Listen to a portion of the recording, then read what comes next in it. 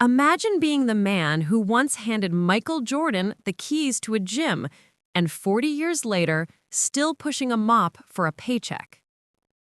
The return was quiet. No red carpet, no press, no fanfare. Just Michael Jordan, 62 years old, baseball cap pulled low, walking back through the doors of his old high school in Wilmington, North Carolina. The gym smelled like memory. Polish, sweat, rubber, echo. On the wall, a mural of MJ flying through the air screamed, "Believe in your dreams." New kids laughed in corners. Volleyballs pounded the floor. Nobody noticed the man who once defined gravity. Michael smiled softly. He wasn't chasing recognition here. He was chasing a beginning. And then he saw him. At the far end of the gym, bent back, deliberate stride, mop sliding carefully across the hardwood. Blue work pants. Gray shirt with the school logo stitched above the pocket. White hair. 80 years old. Michael froze. He whispered before he realized he'd spoken. "No way."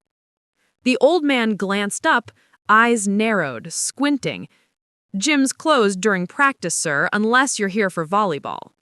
Michael stepped closer, voice gentler than expected. "Class of '81. Used to play here." The man chuckled. "That's going back. I was already working here then." Silence. Then a crack of recognition across Michael's face. "Mr. Wilson?" The mop stilled. The old janitor tilted his head, studying this tall visitor. His voice shook. "Do I know you, son?" Michael removed his cap. The faintest grin tugged at his mouth. "It's Mike. Little Mike Jordan." The mop fell against the wall. The old man's hand rose to his mouth. His eyes watered. "Lord have mercy. Michael!" Michael stepped forward, and instead of offering a handshake, he pulled the man who once unlocked a gym door for him into a hug. Fragile bones, trembling heartbeat, 47 years of loyalty in his arms. The gym emptied out with the whistle of volleyball practice. Mr. Wilson reached again for his mop, but Michael caught his arm gently. "Leave it for now," he said. "Let's grab dinner." The janitor blinked, surprised. "Dinner? With me? You must have important folks waiting on you." Michael smiled, that same grin that used to light Chicago stadiums. "Right now, there's no one more important than you." By 6 o'clock, they were sliding into a red booth at Katie's, the old diner that had been around longer than either of them cared to admit. The same black and white floors, the same faded photos of local ball teams on the wall. The waitress nearly dropped her notepad when she recognized who was sitting across from the janitor in a clean button-down shirt. Word spread in whispers across the room, but Michael shook his head kindly. "Not tonight. Tonight, this is about us." They ordered cheeseburgers and chocolate milkshakes, the same combo Michael's father once bought him after games. "You still working full-time?" he asked, softly, settling back. 47 years this spring, Mr. Wilson answered with pride. Michael's brow furrowed. "At 80? The old man shrugged. "Retirement is for men who can afford it. Martha's medication, the bills, it helps to keep working." The words landed like an elbow to the chest. Michael leaned back, staring at the man who once unlocked gym doors at 5:30 in the morning just so a skinny kid could practice jumpers. "You remember?" Michael asked, eyes lowering. "When you gave me those keys to the gym after I got cut from varsity?" Mr. Wilson chuckled. "I remember having to kick you out more than once. You'd shoot so long the lights begged for mercy." Michael lowered his milkshake to the table. His voice dipped lower. "That meant everything to me. You told me, sometimes the best players are the ones who gotta fight for their spot. That's stuck." Mr. Wilson waved a hand, as if brushing away praise. "You did the work, Mike. I just kept doors open." "You unlocked more than a door," Michael said, voice now steady. "You unlocked my future." As the meal went on, Michael pressed gently about the present, and the truth came out. Martha, his wife of 58 years, was in a wheelchair from a stroke. Insurances barely covered therapy. The pension alone wasn't enough. Mr. Wilson worked not because he wanted to, but because he had to. Michael gripped the edge of the table so tight his knuckles whitened. He looked at his old janitor, his old mentor, eating a burger with slow dignity under fluorescent lights. "This isn't right," Michael thought, though he kept the words behind his teeth. When the check came, Michael paid it without discussion. He drove Mr. Wilson home in a black SUV that looked alien in the run-down neighborhood. Peeling paint, cracked porch steps, a railing wobbly under his mentor's grip. Martha greeted them warmly, silver hair shining under the living room lamp. She gasped when she realized who her husband had brought in, but her eyes shined with the same dignity. On the worn side table sat a scrapbook stuffed with clippings of Michael Jordan, every article, every stat, every triumph, saved by the janitor who believed even when varsity didn't. Michael flipped the brittle pages, throat tightening. This man, this woman, this house had been quietly collapsing while he soared among the stars. He clenched his jaw. His mind was already racing. By the time Michael left that night, nodding respect to the Wilsons on the porch, the outlines of something bigger were carved into his chest. "What he once unlocked for me," Michael whispered to himself as he shut his car door, "now it's my turn to unlock for him." Michael shut the hotel door behind him, but rest never came with it. He tossed his cap on the desk, sat on the edge of the bed, and let out a long breath.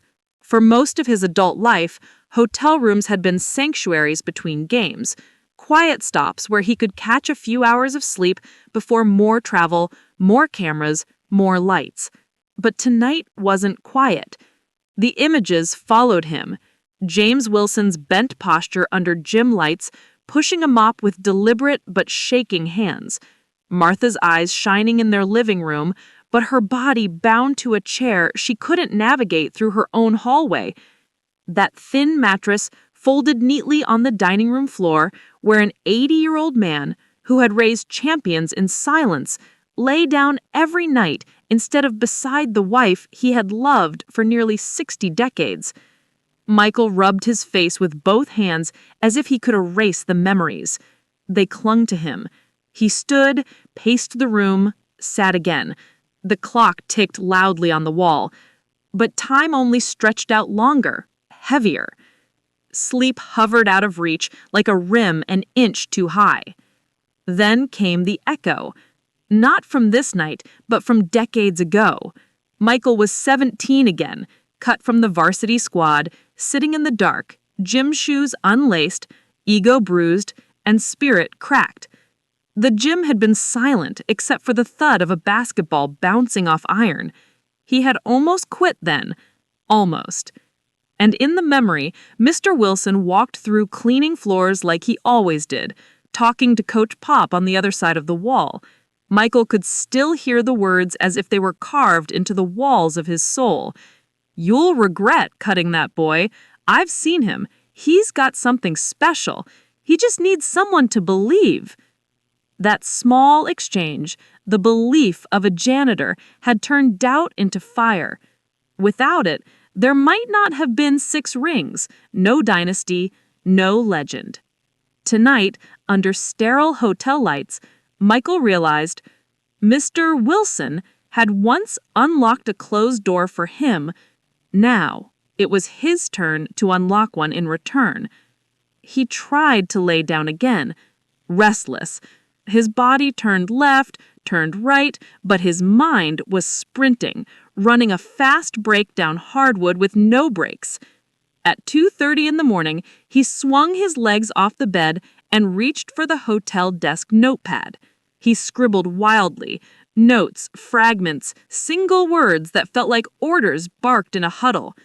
Roof, ramp, bed for both, medical care, pension gap.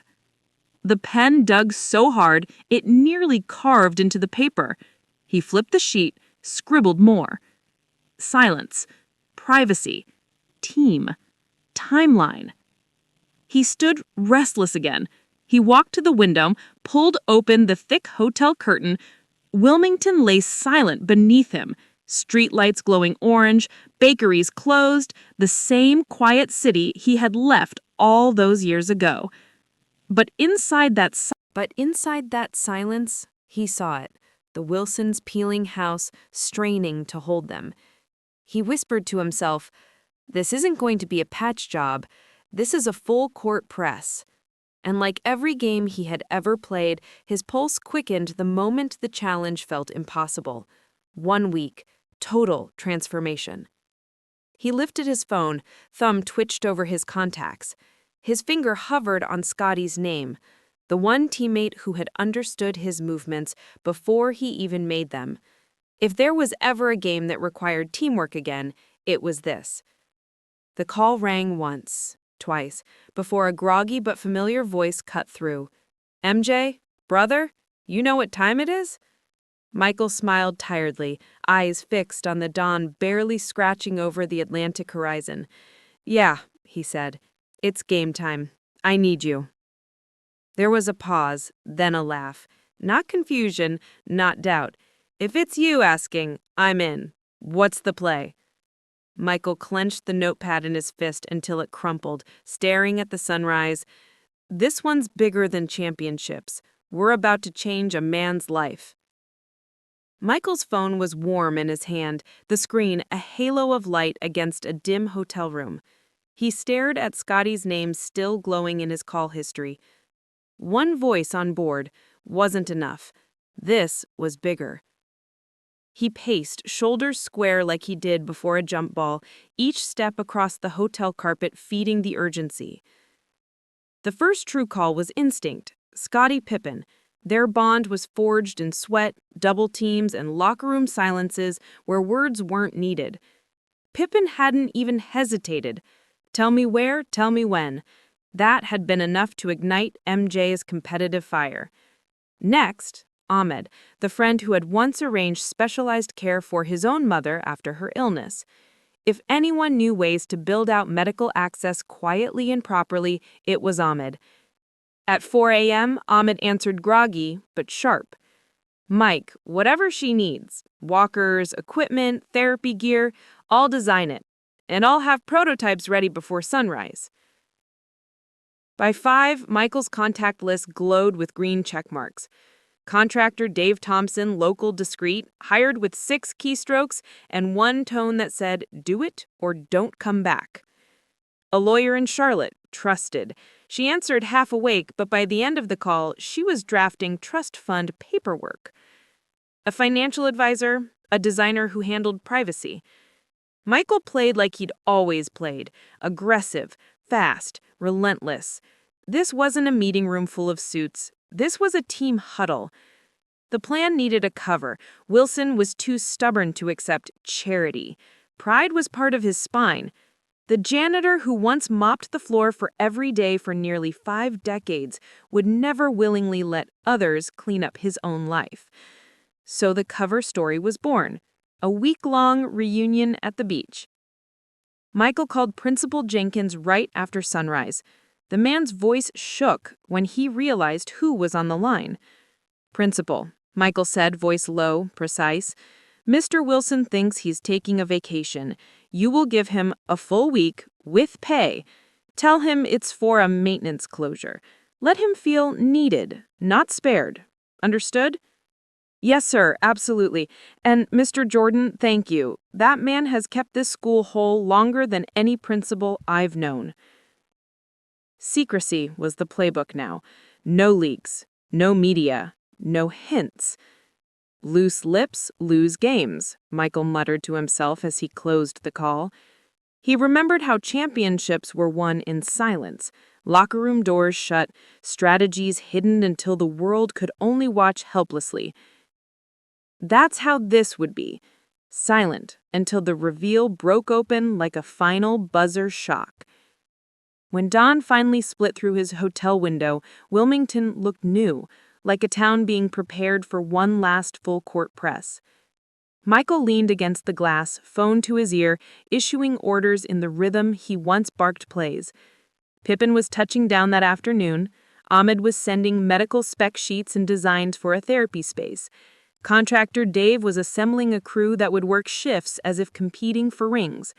Michael could feel it, the same pulse that surged before big games. He wasn't Jordan the brand now. He wasn't Jordan the 6-time champion.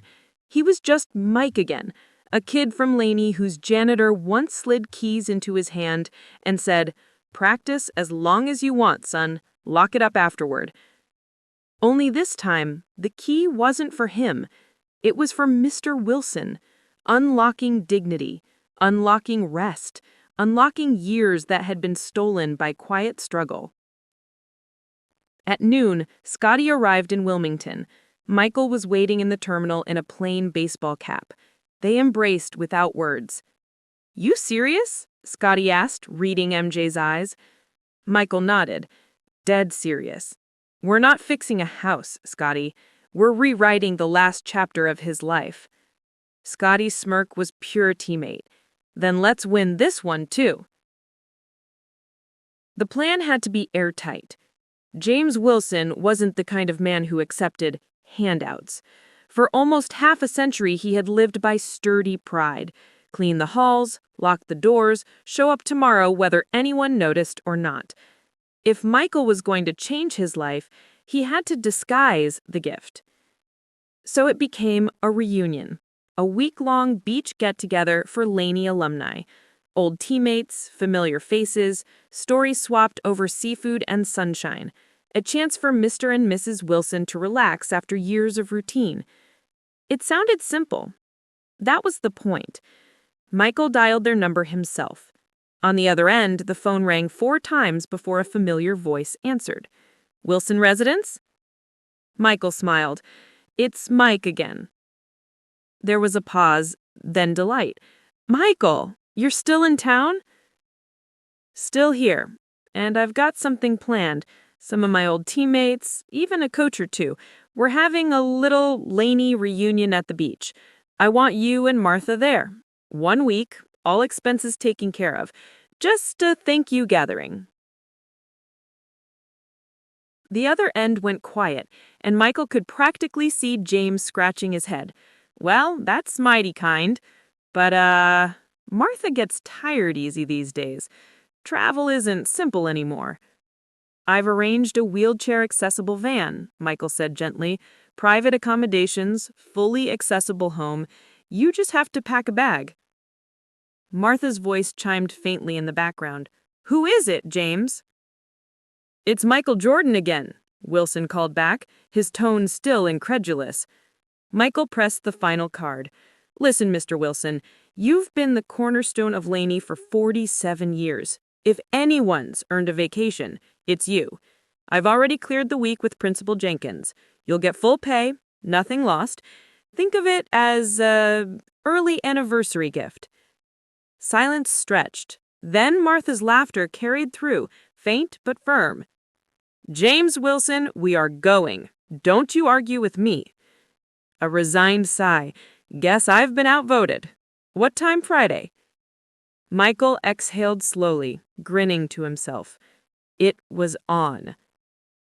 Friday morning shone clear, a Carolina sky brushed bright with coastal light. At exactly 9 a.m., the accessible van rolled up outside the Wilson home.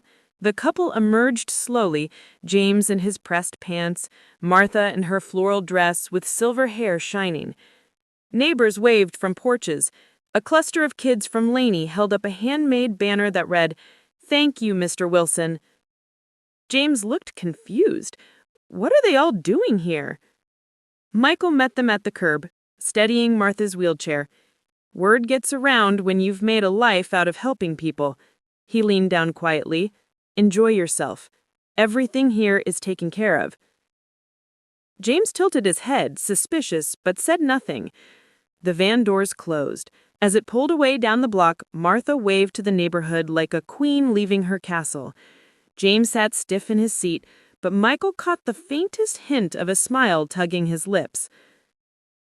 The moment the van disappeared down the block, the street behind them erupted. Pickup trucks rolled in, contractors unloaded lumber, steel beams, paint buckets, roofers scaled ladders, electricians snaked cables into the old house. Landscapers measured the cracked concrete path. It was like changing lines on the court, starters subbing in, fresh players charged with adrenaline. Michael stood on the sidewalk, hands on his hips, the same stance he'd carried before every finals tip-off. Except this wasn't a game for banners. This was for dignity. "Let's run it," he told Dave, the contractor. 7 days, full court press, around the clock. This house will be unrecognizable when they come home. Dave nodded, helmet tucked under his arm. "Then this is our championship." The sound of hammers striking nails answered like applause. Michael stayed until midnight, watching walls come down and fresh beams go up. Sweat poured, dust billowed, floodlights turned night into day. Back at the beach house, Martha and James watched the sun sink into the Atlantic, thinking they were just on vacation. Back in town, their home was being torn apart and remade, every hammer swing echoing with one promise. The man who once unlocked doors for others would return to find his own life unlocked. The Wilsons' van rolled away toward the coast, fading into the Friday morning sun. One straightaway, silence cracked open. The cul-de-sac erupted like tip-off in a championship game. Flatbeds groaned into position, forklifts unloaded lumber, pallets of drywall, rolls of insulation, boxes marked medical equipment. Neighbors peeked from porches, jaws slack as crews in hard hats moved with relentless precision. By noon, the sounds of renovation thundered. The whir of saws, the slam of hammers, the grind of drills. Michael stood in the yard, black cap low, clipboard in hand. He wasn't a spectator here. He was the captain of a team he'd built overnight. Contractors, designers, healthcare specialists, even former teammates. Every one of them treated this like a championship run. "This isn't patchwork," Michael barked over the noise. "Do it white. Everything." And they did. By sundown, the Wilsons' home no longer looked tired. It looked stripped. Walls pulled down to studs, gutters ripped out, plumbing yanked and replaced. The roof removed like a bad memory, tiles clattering into dumpsters lined up at the curb. In the narrow hallway where Martha's wheelchair had once jammed, workers widened the space into an open stretch of light. In the bathroom, sledgehammers tore apart cracked tiles, making way for a roll-in shower. The dining room, where James had slept on a mattress, was cleared for reconstruction into a bedroom with enough space to hold love and dignity again. Michael walked through the dust and splinters, jaw clenched, but eyes shining. "Keep those family photos safe," he reminded the crew. Every one of them. He knew what memory meant. You don't win by erasing the past. You build on it. By the second day, Wilmington knew something was happening on the quiet corner where James and Martha lived. Neighbors gathered at a respectful distance, whispering, "Is that Michael Jordan? What's going on with the Wilson house?" Stories started surfacing. A young mother confessed how Mr. Wilson once fixed her flat tire in the school lot when she had no one else to call. An old veteran remembered him shoveling snow off driveways for widows every winter. By that afternoon, people were showing up not to watch, but to help. A local flooring company dropped off hardwood planks, free of charge. A family-owned furniture store promised a brand new living room set. High school students grabbed brushes, eager to paint walls for the man who had once let them back into the building when they'd forgotten homework. It spread like a ripple. When you tried to honor one man's life of service, his community lined up to honor him too. But MJ never let it become chaos. This wasn't a circus. It was sacred. Every volunteer was placed carefully, every truck cleared by dusk. Michael paced the site like a coach during finals, reminding them, "This isn't about me, this isn't about press clips, this is about them." Dave, the contractor, laughed one night as floodlights turned the Wilson yard into a 2 a.m. work zone. He muttered to a coworker, "Man, I've never had a millionaire who works harder than the crew." Because Jordan wasn't MJ tonight. He was Mike, sweeping up insulation scraps, holding beams steady, taking late-night calls to confirm trust documents from his lawyer. Every time Michael stepped inside and saw an open doorway widened, he thought of keys. The way Mr. Wilson had pressed those keys into his hand decades ago, unlocking a gym, unlocking his determination. Now, Michael was unlocking Wilson's own freedom. Doorways no longer barriers, a bed built for two instead of a separation, a bathroom wide enough for dignity to roll through. This, Michael whispered to himself during one late-night walkthrough, this is what a real buzzer beater looks like. By the third night, scaffolding covered the house, fresh paint already transforming its tired face. Electrical wires gleamed silver in the moonlight. New cabinets were stacked, waiting for installation. Raised garden beds stood ready in the backyard, soil fresh and rich. Michael checked his watch. It was nearly 3 a.m. He leaned against the railing of the half-built porch, looking at the home lit by flood lamps, and exhaled. The Wilsons were still laughing on the beach, believing they were on vacation. But in Wilmington, an entire neighborhood, an entire community was rewriting their story in wood, paint, and sweat. The real reveal was coming. Michael tightened his cap, gave one final nod to the crews, and disappeared into the night with the satisfaction of a man who had just turned a lifetime of gratitude into action. By the fourth morning, the Wilson street was unrecognizable. The air smelled of sawdust and fresh paint. Trucks lined the block like an army of reinforcements. Floodlights still hummed from overnight work, the skeletons of new walls casting long shadows across the yard. But something else had arrived too. Not in trucks, not with hard hats, people. At first, it was a trickle, an elderly neighbor who shuffled up the sidewalk carrying a plate of cornbread wrapped in foil, a young mother tugging her toddler along, asking quietly if she could help paint, a former Laney student in his 30s, clipboard in hand, offering to run errands for the crews. But then it grew. By late morning, the sidewalk was crowded. Some stood with arms crossed, still curious. Others leaning in close, swapping their own memories of James Wilson. Stories spilled forward like pressed seams breaking. "He fixed my car in the school lot once. Didn't even ask for gas money. When I was failing algebra, he stayed after cleaning, quizzing me with my flashcards until I passed. I couldn't afford a cap and gown for graduation. It was James who paid for mine. Said it'd be wrong if I didn't cross that stage." The words spread out into the gathered crowd, mouths retelling them, strangers nodding in agreement. Piece by piece, James Wilson's legacy came into focus. By the afternoon, Mike and Dave the contractor didn't just have workers, they had volunteers. Kids from the high school art program painted bright murals on fence panels, sketching doves in flight and Laney colors rising across wood. A landscaping company offered new sod for the entire lawn. A hardware store sent a truck of donated supplies with a simple note taped to the door. For Mr. Wilson, from a grateful community. A retired teacher arrived and insisted on organizing family photos, arranging each frame reverently. "Keep it organized," Michael reminded kindly. "Every memory stays." Midway through the day, Principal Jenkins himself showed up, necktie loose, pride shining in his voice. "Mr. Jordan, he said quietly but firmly. "We'd like to do something permanent in the school, too." Michael straightened. "What are you thinking?"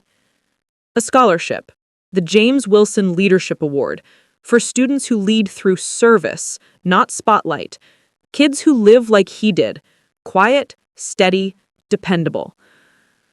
Michael nodded slowly, caught off guard by the lump rising in his throat. He'd shake his head at the attention, but deep down, he'd love that. That evening, as the crews prepared for the night shift, a black SUV pulled up. Out stepped Wilmington's mayor, sleeves rolled above his elbows, tie loosened. Not in front of cameras, in front of his people. Word got to me. There are things government can learn from this, the way communities come alive when they see service honored. I want red tape cut. Whatever permits you need, they'll be on my desk tonight. Michael just nodded. This isn't about me. This is about James and Martha. The mayor smiled, eyes scanning the bustling yard. Seems like it's about all of us now. As twilight fell, Michael stood on the rebuilt porch, arms folded. Workers hammered shingles onto a fresh roof beneath towering floodlights. Volunteers painted trim. In the back, raised gardens were already filled with soil, people laughing as they planted herbs. He realized it then. This wasn't just a renovation anymore. This was a mirror. Mr. Wilson had spent a lifetime planting invisible seeds, one small kindness at a time.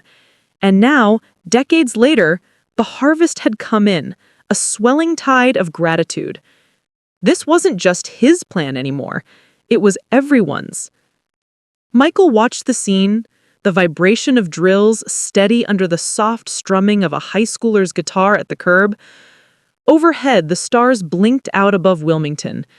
He exhaled and whispered to himself, "This is bigger than a house. This is what unlocking looks like when a whole community gets the key." Tomorrow, he thought, the changes inside would begin. The medical equipment installation, the therapy space, the new bed fit for two. And when James and Martha returned, they wouldn't just open their front door to a renovated home. They'd open it to proof that a life of service does not vanish quietly. The week rushed by quickly. By the 7th night, the Wilsons' home looked almost brand new. Fresh paint warmed the walls, the new roof gleamed under the floodlights, and the cracks in the yard had been replaced with a smooth, wide path that Martha's wheelchair could glide across with ease. Inside, every room was transformed. The narrow hallway had been widened. A roll-in shower now stood where a cramped bathroom once was. The kitchen cabinets were lowered so Martha could finally cook without struggling. And in the bedroom, a new adjustable bed sat waiting, big enough for James and Martha to finally sleep side by side again. Volunteers helped with finishing touches. Students from Laney High arranged framed photos back in place. Teachers organized Mr. Wilson's decades of newspaper clippings. A carpenter built a glass display case in the living room to showcase the scrapbooks Mr. Wilson had kept of all the students he had quietly supported alongside clippings of Michael himself. Even small details were carefully thought out. The refrigerator was stocked with food. A new tea kettle sat on the stove. Martha's favorite flowers were placed in vases across the house. Raised garden beds were filled in the backyard, waiting for her hands. Every corner whispered, "This is your home, and it finally loves you back." Michael walked through late that evening, clipboard in hand, running his own checklist. Paint lines, electrical outlets, safety rails. Every last detail had to be perfect. He paused in the living room, staring at the scrapbook in its place, gently lit. 30 years of his own career preserved by the man who had once given him gym keys before school. This isn't just about fixing walls. This is about giving him back what he gave me, belief. At midnight, he stepped onto the porch where crews were packing up for the night. The mayor, the principal, neighbors, all had gone now. Only a handful of workers remained, quietly installing the final fixtures before sunrise. Michael pulled his cap lower, exhaled, and whispered to himself, "Tomorrow, we give him the keys back." The house stood glowing in the dark, ribbon across the front door already tied in place. The reveal was only hours away. Friday morning was clear and bright in Wilmington. At noon, the van carrying James and Martha Wilson turned onto their street. They chatted quietly from the back seats, believing they were just returning from a week at the beach. But as the van slowed, James noticed people standing along the sidewalks. Neighbors, former students, teachers, even kids holding handmade signs. Confusion spread across his face. "What on earth is all this?" he muttered. Michael was waiting near the curb. He walked forward as the van stopped. Martha was helped gently into her wheelchair, James holding her hand as he stepped out. Both of them looked puzzled, scanning the crowd, then looking at Michael. "What's going on?" James asked, sounding almost worried. "Why are all these people here?" Michael smiled and placed a hand on his shoulder. "Welcome home, Mr. Wilson." They turned to the house. For a moment, neither spoke. The paint was fresh, the walkway new, the sagging roof a memory. Bright flowers lined the yard. A wide ramp rose to the front door, where a red ribbon stretched across the entrance. Martha covered her mouth, tears already falling. James shook his head slowly. This can't be our house." "Oh, it's yours," Michael said gently. "And so much more." He handed James a pair of scissors. Hands trembling, James leaned forward and cut the ribbon. The crowd clapped softly, but quickly fell silent again as Michael guided them inside. They stopped in the living room first. Sunlight poured through new windows. The walls were painted warm colors. And there, against one wall, was a lit glass display case holding James's scrapbooks, the articles he had saved for decades.